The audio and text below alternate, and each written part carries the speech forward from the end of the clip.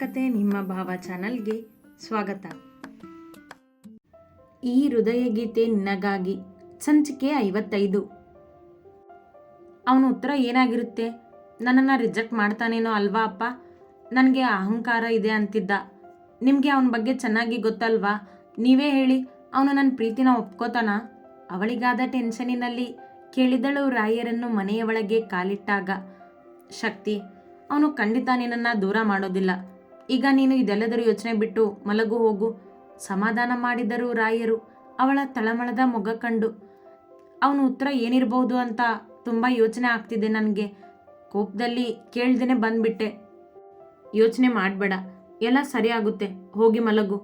ಶಿವನ ಉತ್ತರ ಗೊತ್ತಿದ್ದ ರಾಯರು ಸತ್ಯ ಹೇಳದಾದರು. ಅವ ಮಾತು ತೆಗೆದುಕೊಂಡಿದ್ದನಲ್ಲ, ತಾನು ಪ್ರೀತಿಸುವುದನ್ನು ಅವಳಿಗೆ ಹೇಳಬಾರದೆಂದು. ಕೋಣೆಗೆ ಬಂದು ಬಟ್ಟೆ ಬದಲಾಯಿಸಿ ಹಾಸಿಗೆಗೆ ಉರುಳಿದವಳ ಆತಂಕ ಕಡಿಮೆ ಆಗುವಂಥದ್ದಲ್ಲ. ಕಾಲ್ ಮಾಡಿ ಕೇಳ ಅವನಿಗೆ, ನಿನ್ನ ಉತ್ತರ ಏನು ಅಂತ. ನೋ, ನೇರವಾಗಿ ಮಾತಾಡೋದೇ ಒಳ್ಳೆಯದು. ಕೇಶವನ ಬಗ್ಗೆ ಹಾಗೆಲ್ಲ ಮಾತಾಡಿದ್ದಕ್ಕೆ ಕೋಪ ಬಂದಿರಬಹುದಾ ಶಿವನಿಗೆ ನನ್ನ ಮೇಲೆ? ಮೊದಲೇ ಅವನಿಗೆ ಕೇಶವ ಅಂದರೆ ಪ್ರಾಣ. ಅಂಥದ್ರಲ್ಲಿ ನಾನು ಅವನ ಮುಂದೆನೇ ಕೇಶವನ ಮೇಲೆ ಕೋಪ ತೋರಿಸಿದ್ದೀನಿ. ಪಾಪ ಕೇಶವ, ಅವರು ತಪ್ಪು ಮಾತಾಡ್ದೇನೆ ಬೈದ್ಬಿಟ್ಟೆ ಅನ್ನಿಸ್ತಿದೆ ನನಗೆ. ಕೋಪದಲ್ಲಿ ನಾನು ಹಾಗೆಲ್ಲ ಮಾತಾಡಿದ್ದು ಸರಿಯಲ್ಲ, ಆದರೆ ನನಗೆ ತಾಳ್ಮೆ ಮುಗಿದು ಹೋಗಿತ್ತು. ಈಗ ಒದ್ದಾಡ್ತಿದ್ದೀನಿ ಏನು ಮಾಡಲಿ ಅಂತ. ಹೀಗೆ ಯೋಚಿಸುತ್ತಿದ್ದವಳಿಗೆ ನಿದ್ದೆ ಹತ್ತಿದ್ದು ರಾತ್ರಿ 1 ಗಂಟೆಯ ಸುಮಾರಿಗೆ. ಶಿವ, ನಿನ್ನ ಪ್ರೀತಿಗೋಸ್ಕರ ನನ್ನನ್ನು ಕೆಟ್ಟವನಾಗಿ ಮಾಡಿದೀಯ ನೀನು ಎಂದ ಕೇಶವ ಶಿವನ ಮುಂದೆ ಕುಳಿತಾಗ. ಶಿವ ಖುಷಿಯಲ್ಲಿ ತೇಲಾಡುತ್ತಿರುವಂತೆ ಮುಗುಳ್ನಗು ಹೊತ್ತು ಸೋಫಾದಲ್ಲಿ ತಲೆ ಇಟ್ಟಿದ್ದ. ಕೇಶವನಿಗೆ ಶಕ್ತಿ ಮಾತನಾಡಿದ್ದರಿಂದ ಬೇಸರವೇನೂ ಆಗಿರಲಿಲ್ಲ. ಅವನಿಗೆ ಗೊತ್ತಿತ್ತು ಎಲ್ಲವೂ ಶಿವನದ್ದೇ ಯೋಜನೆ ಎಂದು. ಅವಳ ಮನಸ್ಸಲ್ಲಿರೋ ಪ್ರೀತಿನ ಹೊರಗೆ ತರಬೇಕಿತ್ತು ಕೇಶವ ನಾನು, ಅದಕ್ಕೆ ನಿನ್ನನ್ನು ಎಂದು ಹೇಳುತ್ತಿದ್ದ ಶಿವನ ಮಾತನ್ನು ತಡೆದು, ನನ್ನನ್ನು ಗುರಿ ಮಾಡಿದೆ ಅಲ್ವಾ ಎಂದ ಕೇಶವ. ಹಾಗೇನಿಲ್ಲ ಕಣೋ, ಅದು ಬಿಡು. ಅವಳ ಪ್ರೀತಿನ ಹೇಳಿದ್ದಾಯ್ತು, ಇನ್ನು ಅವಳಿಗಿಂತ ಮೊದಲು ಅವಳನ್ನು ಪ್ರೀತಿಸ್ತಿರೋ ನೀನು ಯಾವಾಗ ಹೇಳೋದು ನಿನ್ನ ಪ್ರೀತಿನ? ನಾಳೆನೇ ಹೇಳ್ತೀನಿ, ಹೇಳ್ದಿದ್ರೆ ಬಿಡೋದಿಲ್ಲ ಆ ಕಾಳಿ ಎಂದ ಶಿವನ ತುಟಿಯಂಚಿನ ನಗು ಮರೆಯಾಗಿರಲಿಲ್ಲ. ಇನ್ನೂ ಈ ಶಿವಶಕ್ತಿ ಸಂಸಾರ ನೋಡೋ ಭಾಗ್ಯ ನಮಗೆ ಎಂದ ಕೇಶವ ನಗುತ್ತಾ ತನ್ನ ಕೋಣೆಗೆ ನಡೆದ. ಕೊನೆಗೂ ನನ್ನ ಪ್ರೀತಿ ಗೆದ್ದು ಬಿಡ್ತು ಶಕ್ತಿ. ನೀನಾಗಿಯೇ ನನ್ನನ್ನು ಇಷ್ಟಪಟ್ಟು ಪ್ರೀತಿಸಬೇಕು ಅನ್ನೋ ನನ್ನ ಆಸೆ ನೆರವೇರ್ತು. ಇನ್ಮೇಲಿಂದ ನಮ್ಮ ಪ್ರೀತಿಯ ದಿನಗಳು ಶುರು ಎಂದುಕೊಂಡವ ಪ್ರೀತಿಯ ಕನಸು ಕಾಣುತ್ತಾ ಮಲಗಿದ. ಅಪ್ಪ, ಶಿವ ಬರ್ತೀನಿ ಅಂತ ಹೇಳಿದಾನ? ಹಾಗಾದರೆ ಖಂಡಿತ ನನಗೆ ಉತ್ತರ ಕೊಡ್ತಾನೆ ಅಲ್ವಾ? ಅದೆಷ್ಟು ಕಾತುರ ಅವಳಿಗೆ ಅವನನ್ನು ನೋಡಲು, ಅವನ ಉತ್ತರ ತಿಳಿಯಲು. ಹಾಂ ಶಕ್ತಿ, ನಮ್ಮ ಕಾರ್ನಲ್ಲೇ ನಾವು ಹೋಗ್ತಿರೋದು ಅವನೂರಿಗೆ. ಕೇಶವ ಕೂಡ ಬರ್ತಿದ್ದಾನೆ ನಮ್ಮ ಜೊತೆ.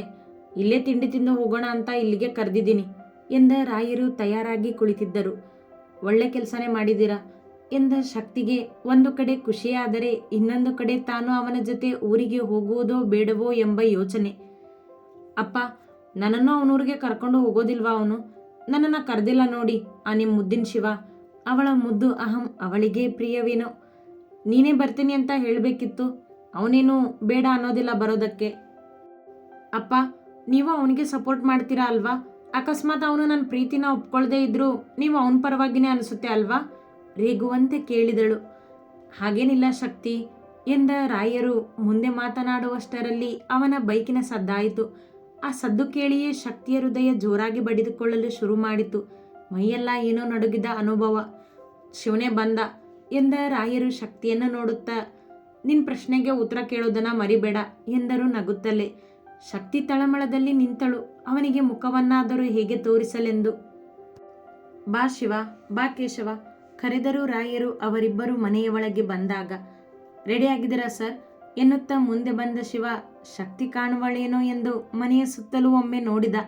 ಅವನನ್ನು ಎದುರಿಸಲಾಗದೆ ಅಡುಗೆ ಮನೆಯಲ್ಲಿ ಅಡಗಿದ್ದಳು ಶಕ್ತಿ. ಹಾಂ ಶಿವ, ನಾನು ರೆಡಿ ಇದ್ದೀನಿ, ತಿಂಡಿನೂ ರೆಡಿ ಇದೆ, ತಿಂಡಿ ತಿಂದು ಹೊರಟು ಬಿಡೋಣ ಬಾ ಎಂದವರು ಶಿವನ ಜೊತೆ ಡೈನಿಂಗ್ ಟೇಬಲ್ನತ್ತ ಹೆಜ್ಜೆ ಇಟ್ಟರು. ತುಂಬ ಹೊಟ್ಟೆ ಹಸಿತಿದೆ ಸರ್, ತಿಂಡಿ ಏನು ಮಾಡಿದ್ದಾರೆ ಎನ್ನುತ್ತಾ ಕೇಶವ ಕುಳಿತ ಅಲ್ಲಿದ್ದ ಚೇರಿನಲ್ಲಿ. ಇಡ್ಲಿ ಮಾಡಿದ್ದಾರೆ ಶಾರದಮ್ಮ ಎನ್ನುತ್ತಾ ರಾಯರು ಕುಳಿತರು. ಶಿವ ಕೇಶವನ ಪಕ್ಕದಲ್ಲಿ ಕುಳಿತ. ಶಾರದಮ್ಮ ತಿಂಡಿ ಬಡಿಸಿದರು. ಶಾರದಮ್ಮ, ಶಕ್ತಿಯಲ್ಲಿ ಕೇಳಿದರು ರಾಯರು ಶಕ್ತಿ ಕಾಣದಿದ್ದಾಗ. ಶಿವ ಅವಳನ್ನೇ ಹುಡುಕುತ್ತಿದ್ದರೂ ಮಾತನಾಡದೆ ಕುಳಿತಿದ್ದ. ಅವರು ತನ್ನನ್ನು ಕೇಳಿದಾಗ ಶಕ್ತಿ ನಿಂತಲ್ಲಿಯೇ ಮುಖ ಕಿವುಚಿದಳು. ಶಿವನ ಮುಂದೆ ಬರಲು ಅವಳಿಗೇನೋ ಭಯವಾಗಿತ್ತು.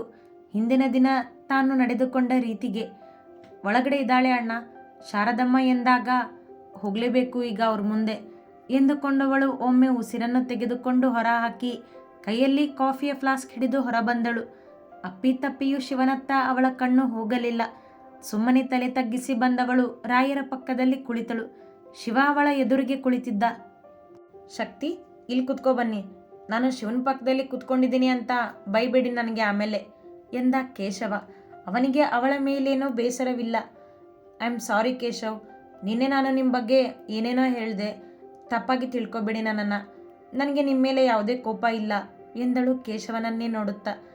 ನಾನೇನೋ ಬೇಜಾರು ಮಾಡ್ಕೊಂಡಿಲ್ಲ ಶಕ್ತಿ, ಇದೆಲ್ಲ ಇವನದ್ದೇ ಯೋಜನೆ ಅಲ್ವಾ, ನನ್ನನ್ನು ನಿಮ್ಮಿಬ್ಬರ ಮಧ್ಯೆ ತಂದಿದ್ದು ಇವನೇ ಎಂದ ಕೇಶವ ನೇರವಾಗಿ ಶಿವನನ್ನು ಸಿಕ್ಕಿ ಹಾಕಿಸಿದ.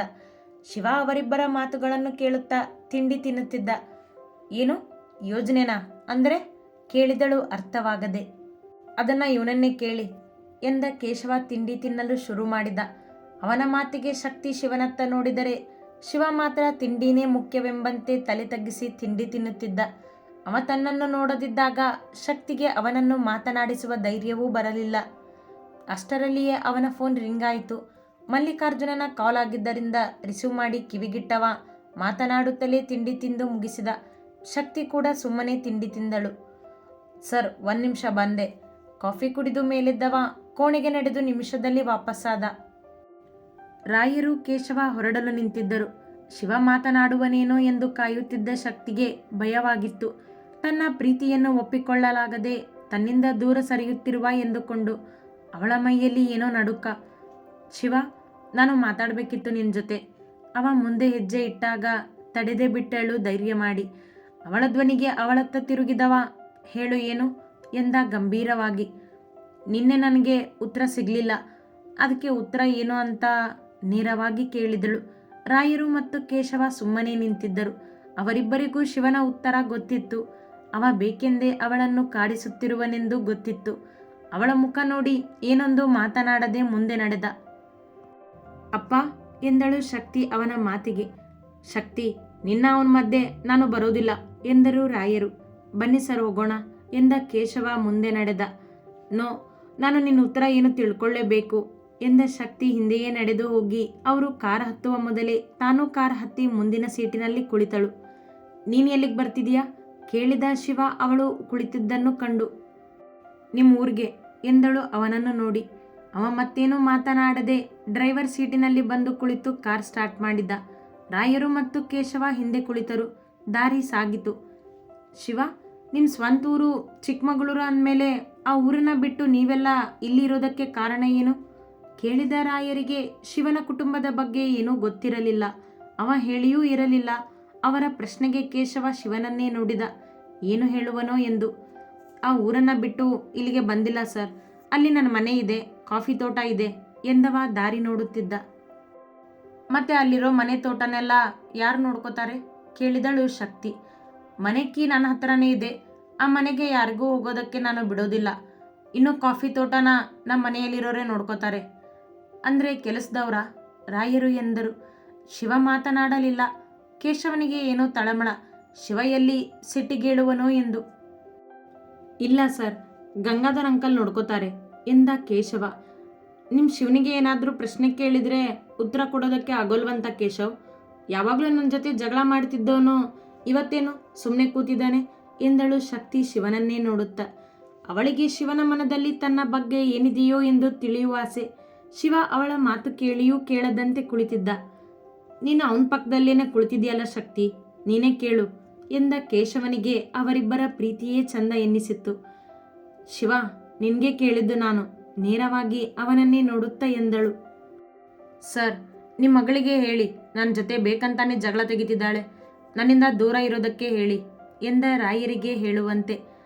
ಅವಳಿಗೆ ಅದೇನೋ ಉತ್ತರ ಅಂತೆ ಶಿವ, ಹೇಳ್ಬಿಡು ನೀನು ಎಂದ ರಾಯರು ಶಕ್ತಿಯ ಪರವಾಗಿ ಮಾತನಾಡಿದರು. ಈಗ ನಾನು ಯಾರ ಪ್ರಶ್ನೆಗೂ ಯಾರ ಮಾತಿಗೂ ಉತ್ತರ ಕೊಡೋದಿಲ್ಲ ಸರ್, ನಿಮಗೂ ಗೊತ್ತಿದೆ ನನಗೆ ತಿಳಿದಿದ್ದನೇ ನಾನು ಮಾಡೋದು ಎಂದವ ಕಾರಿನ ವೇಗ ಜಾಸ್ತಿ ಮಾಡಿದ. ಶಕ್ತಿ ಕೋಪ ಮಾಡಿಕೊಂಡು ಕುಳಿತಳು. ಅವನಿಗೆ ಮತ್ತೆ ಮಾತನಾಡದೆ. 1 ಗಂಟೆಯಲ್ಲಿ ಶಿವ ತನ್ನ ಮನೆಯ ರಸ್ತೆಯಲ್ಲಿದ್ದ. ಶಕ್ತಿ ಏನೋ ಹೊಸದೆಂಬಂತೆ ಎಲ್ಲವನ್ನೂ ನೋಡುತ್ತಿದ್ದಳು ಆಸಕ್ತಿಯಿಂದ. ಮನೆಯ ಗೇಟ್ ಮುಂದೆ ಶಿವ ಕಾರ್ ನಿಲ್ಲಿಸುತ್ತಿದ್ದಂತೆ ವಾಚ್ಮೆನ್ ಗೇಟ್ ತೆಗೆದ. ಅತಿ ಹೆಚ್ಚಿನ ಕಥೆಗಳಿಗಾಗಿ ಹಿಂಬಾಲಿಸಿ ಪ್ರತಿಲಿಪಿ ಆ್ಯಪ್ನಲ್ಲಿ ಪ್ರತಿಮಾ SH ಅವರನ್ನು.